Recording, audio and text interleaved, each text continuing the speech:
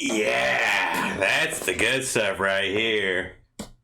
Hard, soft literature.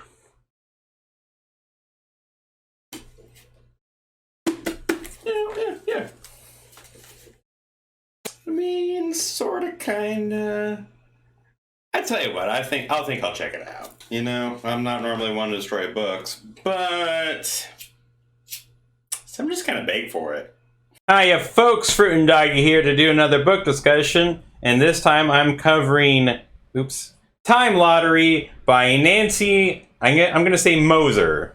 There is just around 380 pages in the book, and I would describe it as a science fiction book.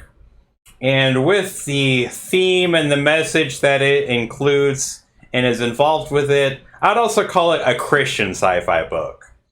And as I start talking about the book, going into more details, I think it'll become more obvious why I describe it that way. But as always, going to read the back of the book.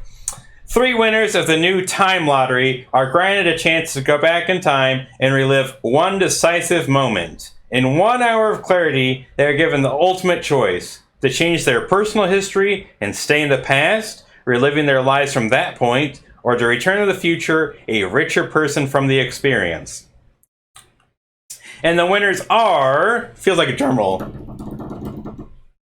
San Francisco socialite Phoebe Thurgood, whose life consists of tennis, shopping sprees, and burning questions about her husband, the man who provided the means for her easy, luxurious, and totally unsatisfying life. So she's a woe-is-me 1%er, in other words. Dr. Cheryl Nickleby, a successful surgeon whose relationships turn like a revolving door. How would her life have been different if she'd found a soulmate? Homeless preacher Roosevelt Hazen. Or is it? And the Time Lottery's marketing whiz Alexander Macmillan, I'm going to say Macmillan, has his own what-if question and answer, and involves a murder and a little boy. Now, there are a few things I want to clear up about the story, just going right over the back of the book description right here.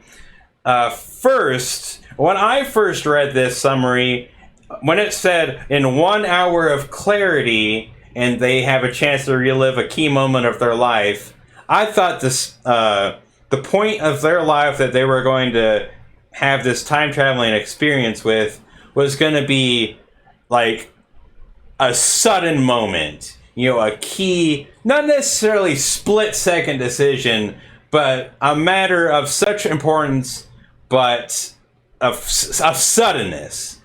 And so, I'm trying to think of great decisions. So perhaps on a night where you fell asleep at the wheel, you caused a horrific accident, and it's like, oh, geez, if I could go back in time and redo everything, I would hand the keys to somebody else. I would have taken a cab. I would have done this. I would have done that. It's not exactly, it doesn't work that way. What really happens is that you describe a period of time. I think you have to be fairly specific, but you get to relive about a week of your life at whatever period in the past that you want to go to.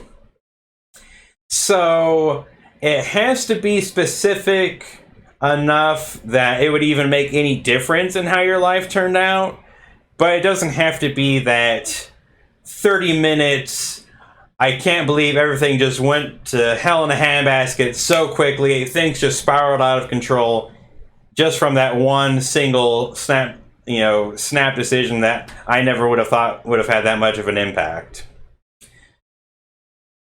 The other thing is how the time travel works, because it's very specific and very peculiar. And this all takes place within the first handful of chapters. This is really covering introductory material, so I don't feel like I'm going into any spoilers. I'm really just explaining the science fiction, if you will, or the main vehicle for the plot. And basically what happens is that these individuals are basically put into a sustained coma, hooked up to a bunch of equipment, and make sure that they're going to be, their vitals are stable, they're going to stay alive. And then what happens is it's almost like a total recall mindset, sort of, where they're activating and using their own memories to go backwards into an event from their own past, and then they get to relive it, as I already said. And the way the book describes it is that they're basically going to a parallel universe, sort of, kind of. And so what happens is, as they relive that period of time in their life, I guess I should mention, as they go back in time, they don't keep their current knowledge base, all of their memories, their mindset from now, but whatever they were wanting to do differently, that one sort of basic message or thought, that carries over. So it kind of that's enough to change their trajectory. So, for instance, with the socialite, the 1% or the rich woman, her message was, I'm not gonna get into a relationship with this guy again. And so, that's enough in that period of time for her life to start diverging and going a different route. And where the parallel universe idea comes in is that, at the end of their week, they start getting a refresher. It's like, oh, okay, I won the time lottery and I got to go backwards, and now I have to choose. Do I stay in the present moment? Do I live out my life taking this new pathway that I've opened up for myself? And there's no guarantees that things are going to work out okay, but I can see how the trajectory of my life goes moving forward from this point onward. Or I can return to my own life, and again, kind of like the book said, a richer person from the experience, that maybe the grass isn't greener on the other side of the fence, that maybe, I did want to take a different path in life, but if I had tried it, it wouldn't have actually gone as swimmingly as I might have expected. Not quite the Twilight Zone style of the misconstrued wish or desire going completely amiss, but, again, the grass isn't as greener. Because, again, this is a Christian sci-fi, and this is a bit of a spoiler, but what occurs is that it turns out all three of these individuals, even though they didn't really recognize it at first, throughout the course of their lives, they all cross paths at some random point, and they shared a little bit of life advice, and it all sort of centered around the idea of, I forget the expression, I have to apologize for it, but I really don't remember. It wasn't be the change you want to see. If I this will be a simple note to myself at around the 8-minute mark, double check this and try and find the quote in the book and then put it here. So that's my little note to myself. But anyways, yeah, they all intersected across each other's timelines, and as they discussed matters later on, they were like, could this have all just been a coincidence, or did God intervene and this was a way for him to reach out to us and give us a second chance and kind of save our souls? And the conclusion was more that, yeah, this is God's intervention, divine intervention. But the reason that doesn't exactly fit so keen and neat and tidy for me is, how do you work that out with the whole parallel universe idea? What is going on with the parallel universe version of you? How is God dealing with parallel universes? Is God treating both versions of you on whatever life path you decide to take that time? I think it raises more questions than it asks.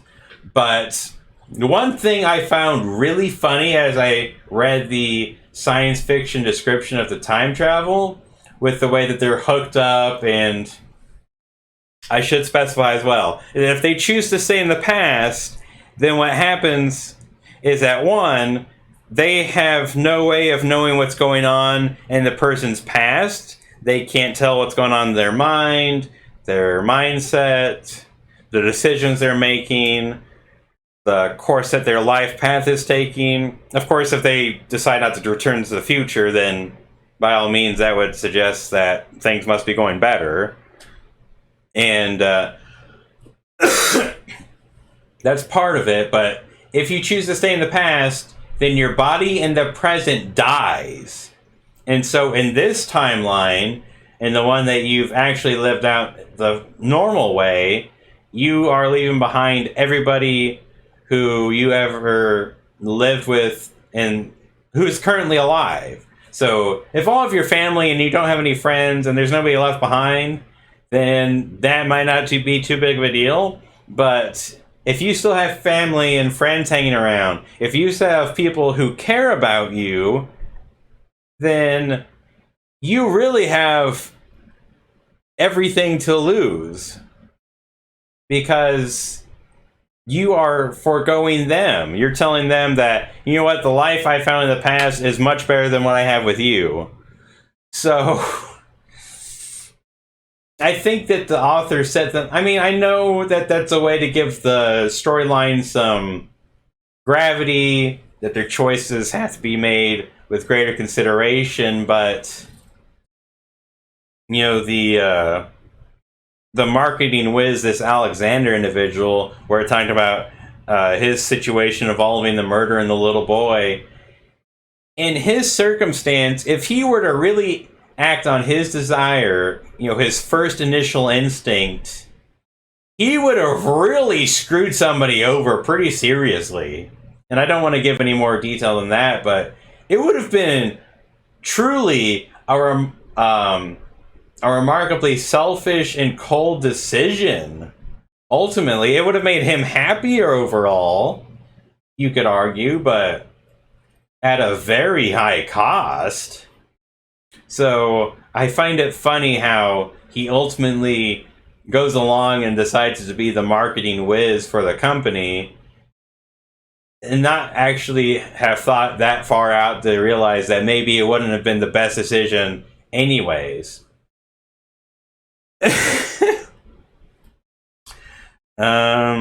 Just trying to think. There was something else I thought. Oh, the thing that really made me laugh. I got distracted and went on a rabbit trail. The thing that made me laugh is because, you know, they have no way to supervise, to be aware of what's theoretically going on in this alternate reality and the person's past. Then they have no way to validate or confirm any of their claims. They're all unsubstantiated. Because all that's technically happening, as far as you can actually prove, as far as you can show everybody else in the world, is that you're hooking people up to machines, they are going into a coma, into a deep trance, and they are kind of thinking of a virtual reality or a computer. They are experiencing earlier events in their life, but, you know, with a second chance, with an opportunity to take another roll of the dice and see how things go.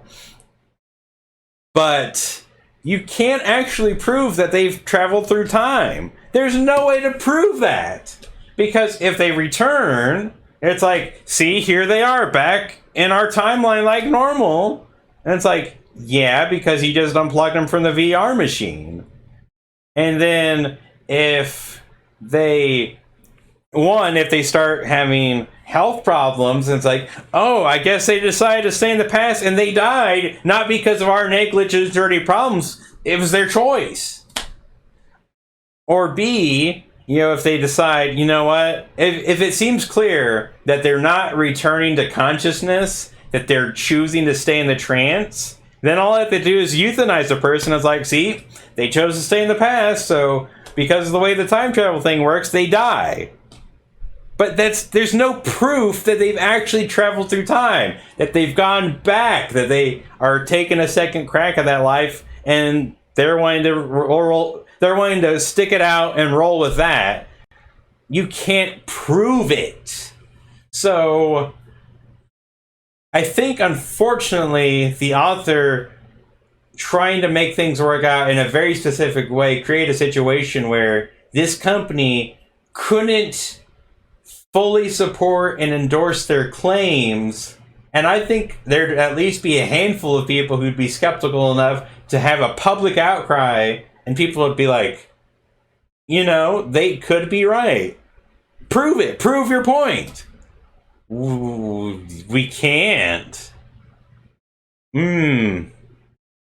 So how do you know that's the thing, is like, how do you know you've activated time travel and not just create a really handy dandy VR machine? But, technically with the way the book works, that how the author has written things, that is actually what's happening, even if the sci-fi, even if the setup doesn't really hold water, that there'd certainly be valid doubters and skeptics to question it, but that just tickled my fancy. That just made me laugh as soon as I realized that. I don't know. I do admit that theologically there's some things about this book that kind of annoys me, that it was a little cheesy. It's like, roll my eyes. They all happen to meet each other, and this is God's divine plan. God could work through so many more avenues and routes, but he's gonna use this situation to impact 3 people's lives, not even in a big scale way, but just in a really intimate, small scale way. I mean, I don't know. That's where my cynical nature can sort of work against me at times, to be entirely honest.